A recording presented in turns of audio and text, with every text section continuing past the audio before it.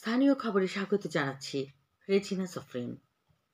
এই শহর আমার, এই দেশ আমার, পরিচ্ছন্ন রাখার দায়িত্ব আমার। এই স্লোগান নিয়ে জয়পুরহাট জেলার শিক্ষা প্রতিষ্ঠানে পরিষ্কার পরিচ্ছন্নতা অভিযান শুরু হয়েছে। এর অংশ হিসেবে আজ সকালে শহরের পৌর এলাকার খঞ্জনপুর উচ্চ বিদ্যালয়ে এই পরিচ্ছন্নতা অভিযানের আনুষ্ঠানিক উদ্বোধন করেন ডেপুটি কমিশনার আফরোজা আখতার চৌধুরী।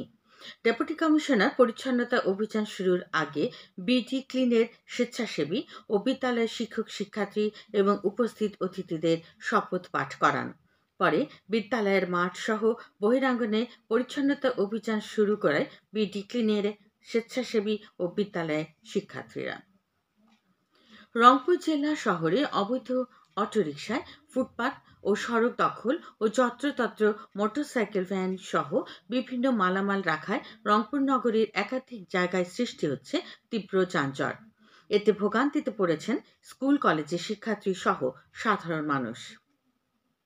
নগরীর প্রধান সড়ক মেডিকেল মোড় থেকে শুরু করে সিটি বাজার, জাহাজ কোম্পানি মোড়, শাপলা চত্বর থেকে স্টেশন ও লালবাগ সড়কে যানজট থাকে সবচেয়ে বেশি।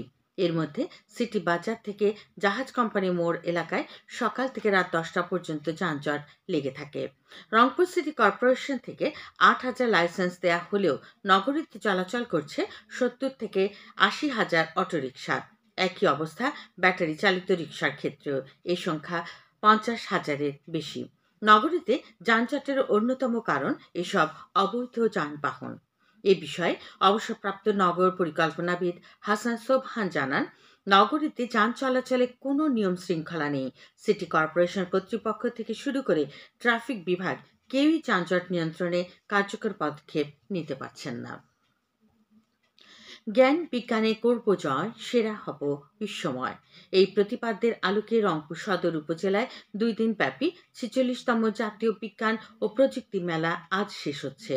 উপজেলা প্রশাসনের আয়োজনে উপজেলা পরিষদ চত্বরে আয়োজিত মেলায় 12টি শিক্ষা প্রতিষ্ঠানের শিক্ষার্থীরা নিজ নিজ উদ্ভাবনী নিয়ে অংশগ্রহণ করছে। এদিকে জেলার কাউনিয়া উপজেলার বালিকা উচ্চ বিদ্যালয় মাঠে গতকাল দিনব্যাপী বিজ্ঞান মেলা অনুষ্ঠিত হয়। এছাড়া মেলা উপলক্ষে কাউনিয়া মোফাজ্জল হোসেন মডেল সরকারি উচ্চ বিদ্যালয় মাঠে গ্রামীণ ঐতিহ্য লাঠি খেলা, ফুটবল খেলা সহ নানা ধরনের খেলার আয়োজন করা হয়। কুড়িগ্রামের চিলমারিতে সমৃদ্ধ বাংলাদেশ গড়ার লক্ষ্যে তারুণ্যের উৎসব 2025 উপলক্ষে 2 দিন ব্যাপী তারুণ্য মেলা শেষ হচ্ছে আজ। মেলার অংশ হিসেবে তারুণ্যের ভাবনায় আগামীর বাংলাদেশ শীর্ষক দিনব্যাপী এক কর্মশালা আজ উপজেলা অডিটোরিয়ামে অনুষ্ঠিত হচ্ছে। চিলমারী উপজেলা নির্বাহী কর্মকর্তা সবুজ কুমার বসাক কর্মশালার উদ্বোধন করেন। উপজেলা প্রশাসন আয়োজিত কর্মশালার অর্ধশতাধিক শিক্ষার্থী অংশ নিচ্ছে। রংপুর অঞ্চলের জেলাগুলোতে অসহায় দুস্থ শীতার্ত মানুষের মধ্যে সরকারি ও বেসরকারিভাবে শীত বস্ত্র বিতরণ অব্যাহত রয়েছে। রংপুরে গঙ্গাচর উপজেলায় শহীদ আবু সাইদ ফাউন্ডেশনের উদ্যোগে আসুন শীতার্ত দরিদ্র মানুষের পাশে দাঁড়ায়, এই স্লোগান নিয়ে গরিব দুস্থ ও অসহায় শীতার্ত মানুষের মধ্যে শীত বস্ত্র বিতরণ করা হয়েছে। উপজেলার কোলকন্দ ইউনিয়ন মাঠে আয়োজিত অনুষ্ঠানে 2 শতাধিক শীতার্ত মানুষের মধ্যে কম্বল বিতরণ করা হয়। এ সময় শহীদ আবু সাইদ ফাউন্ডেশনের সাধারণ সম্পাদক ও আবু সাইদের বড় ভাই আবু হোসেন ও উপজেলা নির্বাহী অফিসার মাহমুদ হাসান মৃধা উপস্থিত ছিলেন। কুড়িগ্রামের রাজীবপুর উপজেলার শীতার্ত মানুষের মধ্যে শীত বস্ত্র বিতরণ করা হয়েছে। উপজেলা জাতীয়তাবাদী ছাত্র দলের উদ্যোগে আজ সকালে উপজেলার মোহনগঞ্জ ইউনিয়নের 200 শীতার্ত মানুষকে একটি করে কম্বল দেওয়া হয়। উপজেলা বিএনপি সভাপতি অধ্যাপক মোখলেসুর রহমান এসব কম্বল বিতরণ করেন।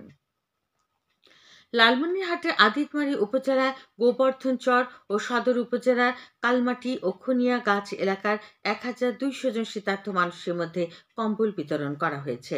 Bangladesh university of business and technology social welfare club এবং বিএনসিসি প্লাটুন কর্তৃক এইসব শীতবস্ত্র বিতরণ করা হয়। এদিকে জয়পুরহাট শহর বিএনপির উদ্যোগে 1,100 দুস্থ প্রতিবন্ধী ও দরিদ্র শীতার্থের মধ্যে শীতবস্ত্র বিতরণ করা হয়েছে।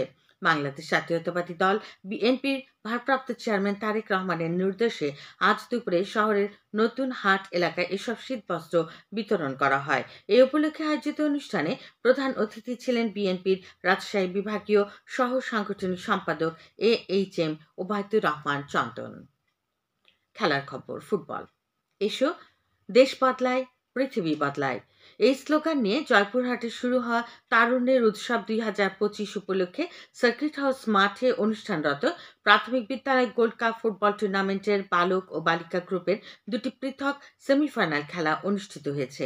আজ সকালে টুর্নামেন্টে বালিকা গ্রুপের প্রথম সেমিফাইনালে আক্কেলপুর উপজেলা বালিকা ফুটবল দল 3-2 গোলে খেতলাল উপজেলা বালিকা ফুটবল দলকে পরাজিত করে ফাইনালে উঠেছে। এছাড়া বালক গ্রুপের সেমিফাইনালে কালাই উপজেলা বালক ফুটবল দল 1-0 গোলে আক্কেলপুর উপজেলা বালক ফুটবল দলকে পরাজিত করে ফাইনাল খেলা নিশ্চিত করেছে। এই টুর্নামেন্টে জেলার 5টি উপজেলার মোট 10টি দল অংশ নিচ্ছে। সবশেষে আবহাওয়া। আজ সন্ধ্যে 6টা পর্যন্ত পূর্বাভাসে বলা হয়েছে দেশের অভ্যন্তরীণ নদী বন্দরগুলোর জন্য কোনো সতর্ক বাণী নেই এবং কোনো সংকেতও দেখাতে হবে না। খবর শেষ হলো। আমাদের পরবর্তী স্থানীয় খবর প্রচারিত হবে সন্ধ্যে 7টায়।